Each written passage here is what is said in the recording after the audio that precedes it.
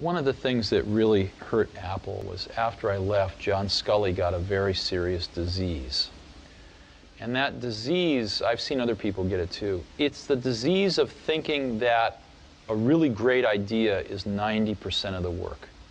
And that if you just tell all these other people, here's this great idea, then of course they can go off and make it happen. And the problem with that is that there's just a tremendous amount of craftsmanship in between a great idea and a great product. And as you evolve that great idea, it changes and grows. It never comes out like it starts, because you learn a lot more as you get into the subtleties of it. And you also find there's tremendous trade-offs that you have to make. There are just certain things you can't make electrons do. There are certain things you can't make plastic do or glass do. And as you get into, or factories do, or robots do.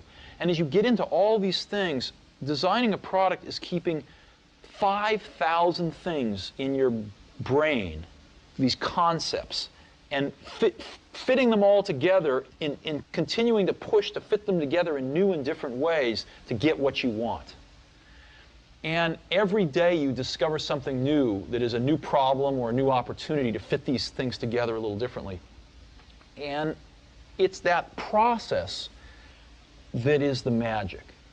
And so we had a lot of great ideas when we started, but what I've always felt that a team of people doing something they really believe in is like when I was a young kid, there was a widowed man that lived up the street.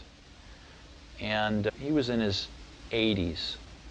And he's a little scary looking. And I got to know him a little bit. I think he might have paid me to mow his lawn or something.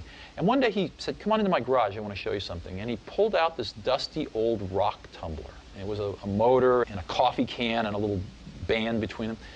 And he said, "Come on with me." We went out to the back and we got just some rocks, some regular old ugly rocks. And we put them in the can with a little bit of liquid and a little bit of grit powder.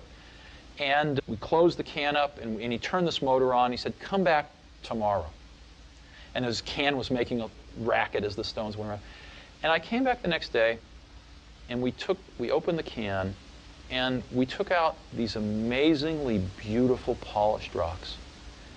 The same common stones that had gone in through rubbing against each other like this, creating a little bit of friction, creating a little bit of noise, had come out these beautiful polished rocks.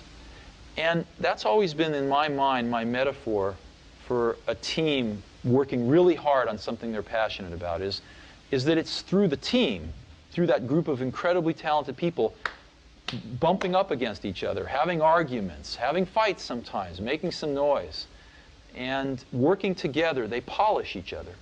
And they polish the ideas, and what comes out are these really beautiful stones.